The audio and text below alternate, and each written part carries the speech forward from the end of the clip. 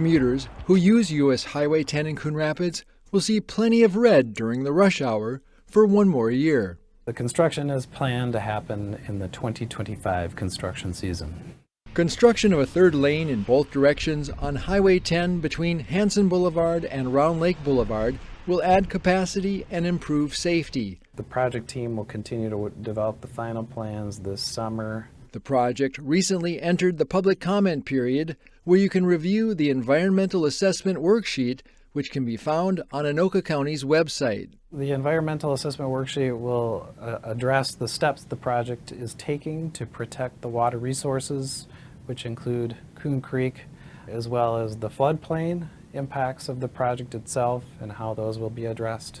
City of Coon Rapids engineer Mark Hansen reviewed a brief of the environmental assessment, which will be presented at next Tuesday's City Council meeting.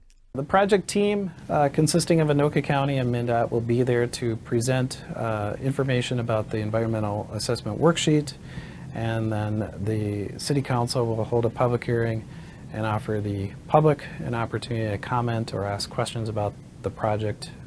If you would like to review the complete environmental assessment worksheet, go to Anoka County's website. The public comment period ends April 18th.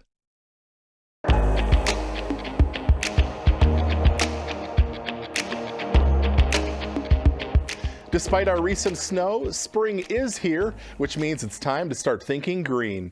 Just like in years past, the city is having a plant sale for Arbor Day.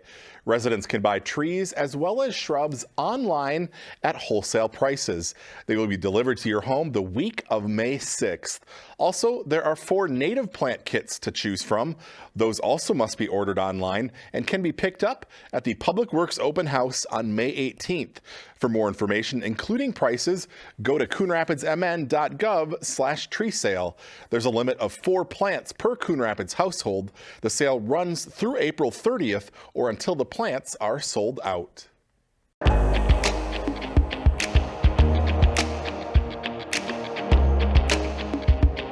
It's the end of an era for a hometown grocery store. Jensens Foods has been a staple on Northdale Boulevard for more than half a century. But in just a few short weeks, the business will be closing up shop in Coon Rapids. CTN Steve Antis has more. So that's 2 for $6. My father, George Jensen, originally opened up the store in 1959. Jensens Foods in the Northdale Shopping Center has been the neighborhood grocery store for generations of families in Coon Rapids. Hello. Store owner Jennifer Washburn says the time has come to say goodbye. It really has been a struggle here, being sandwiched between 2 Cub stores. So we've been struggling for a very long time here at this location. All right, do you want a bag? Jennifer Washburn and her partner, co-owner Corbin, have operated the 10,000 square foot grocery store since 1991. Now they're getting ready to move into a brand new location in Champlin. We all live in Champlin, so we decided this was the time to move and come up with a new concept. Our new store will be much smaller. The new 2,000 square foot store will feature all of the convenience and specialty items which Jensens Foods has become famous for among its customers. We have a wonderful deli and great meat. So our new store, the concept will be all fresh, bakery, deli, meat, fresh produce, and then we're also going to add coffee drinks.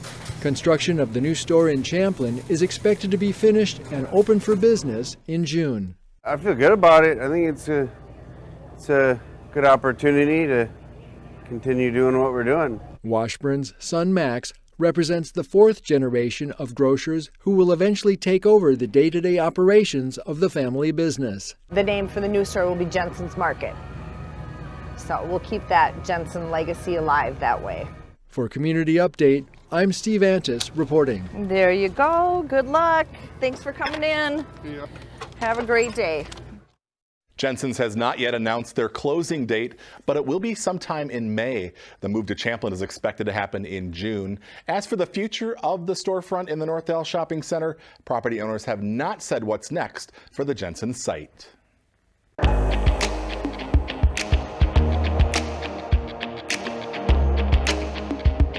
Here's a quick recap of the Tuesday, March 19th City Council meeting. A popular barbecue restaurant is making the move to Coon Rapids. On Tuesday night, the City Council approved a liquor license and gambling premises permit for Jelly Bean and Julia's Barbecue. The restaurant closed its Anoka location last month and is relocating to the former Grumpy's Bar at Xavier Street and Coon Rapids Boulevard. Jelly Bean and Julia's Barbecue has not announced an official opening date. The menu will include burgers, ribs, and wings. Several members of the Coon Rapids Fire Department were front and center at Tuesday night's City Council meeting. I, Chad Martin, do solemnly swear that I will support the policies and procedures that I will support the policies and procedures of the Coon Rapids Fire Department. Three members of the fire department were sworn in as career firefighters by Mayor Jerry Cook. They are Chad Martin, Matt Hoole, and Ryan Specken. Family members pinned on their new badges to help celebrate the occasion. Congrats to all three men. But that wasn't all. Firefighter Andy Peisert was promoted to inspector. In addition to firefighting duties, he will be part of the fire prevention team and perform inspections to identify fire hazards.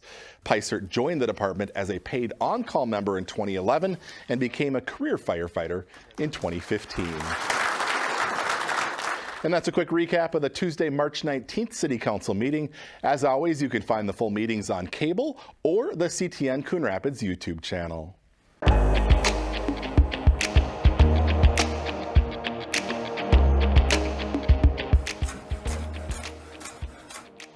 Usually I would have just thrown that whole thing away, and which is a huge piece of, it's most of the broccoli.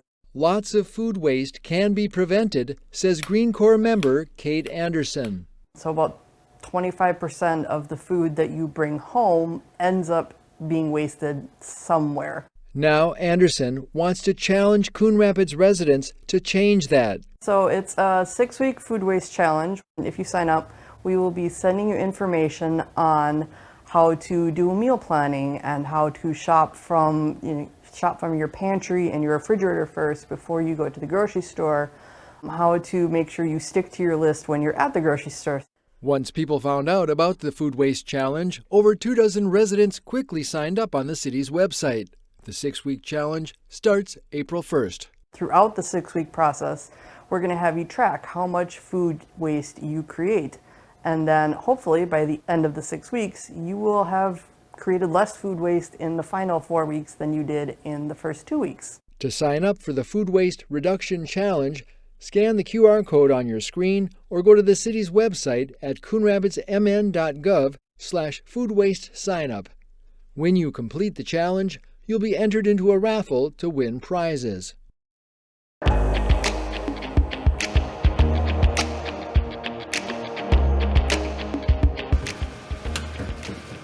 We are busier than ever. So far this year, we've served over 3,200 families. It's morning at the ACBC food shelf, and with just a half an hour to go before the doors open, volunteers are busy stocking shelves and putting out fresh food. I'm semi-retired at this time. Volunteer Jim Lee checks for food spoilage before it goes out on the store floor. We make sure that whatever we give away to others is something we'd love to serve to our own families. Today we'll have probably between 70 and 80 families. In the face of a 15% rise in food shelf visits from a year ago, ACBC Executive Director Stephanie Lehman knows the importance of the annual March Food Share campaign. Minnesota Food Share is important because after the holidays there's a dip in giving, but the need continues to grow. So it helps us come back from the holidays and really gear up for the need in the community. Donations made during March Food Share Month help food shelves like ACBC carry them through the rest of the year. The Minnesota March Food Share campaign is the largest grassroots food and fun drive in the state, organized by the interfaith group Greater Minneapolis Area Council of Churches. A proportion of everything we raise, whether it's food or money, is matched by GMCC, which gives us an additional financial donation and helps us buy the things that we really need. While food drives are often popular this time of year, the power of $1 donated cannot be overstated. $1 donated here, we can purchase $9.33 in food. The March Food Share campaign runs through April 6th. If you would like to help out the ACBC Food Shelf, just go to their website, acbcfoodshelf.com.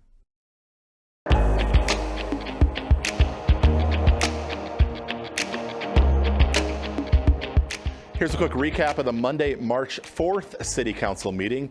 The city is increasing utility rates to make sure the water, sewer, and stormwater funds are self-sustaining for years to come. On Monday night, the City Council approved an 8% increase to water rates, a 12% increase to sewer rates, and a 5% increase to stormwater rates. A typical residential user will see their bill increase around $12 per quarter. The new rates will take effect with utility bills sent out on May 1st. A bumpy stretch of Egret Boulevard will be smoothed out this summer. This week, the City Council approved a joint powers agreement with Anoka County for the project. Egret Boulevard will be resurfaced between Coon Rapids Boulevard and the double railroad tracks. The project will be done in conjunction with the resurfacing of Coon Rapids Boulevard between Egret and Hanson. Coon Rapids experienced a healthy amount of construction activity last year.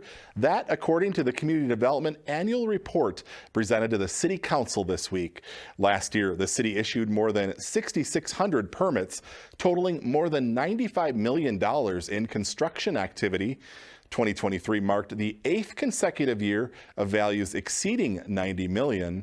The projects included a wide range of commercial, industrial, residential, and institutional uses. Since 2012, more than $1.5 billion of private and public construction investment has occurred in Coon Rapids. The full 14-page report is available to view on the city's website. And that's a quick recap of the Monday, March 4th City Council meeting. As always, you can find the full meetings on cable or the CTN Coon Rapids YouTube channel.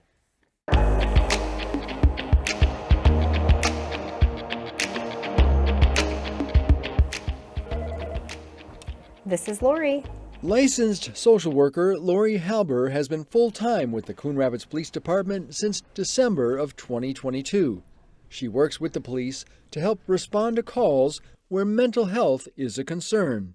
Some days I'll get in a squad with an officer and for a few hours ride around and just go to all the calls that they go on.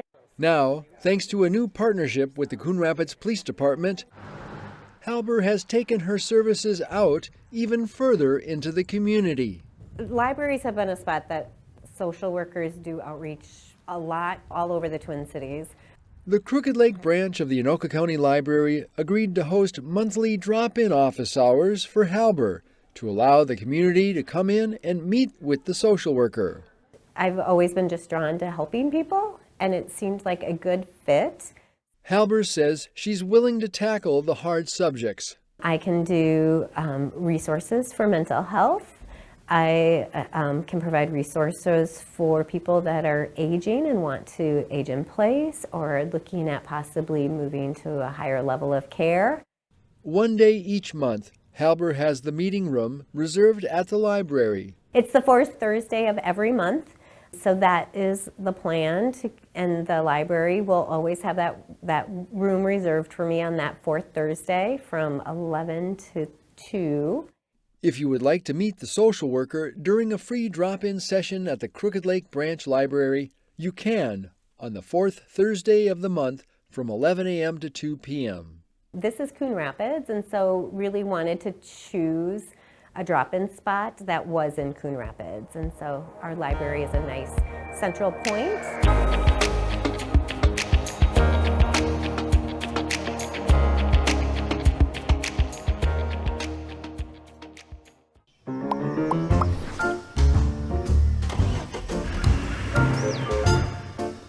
Any vehicles left outside on your property must be in operable condition and parked on an improved surface with current registration displayed.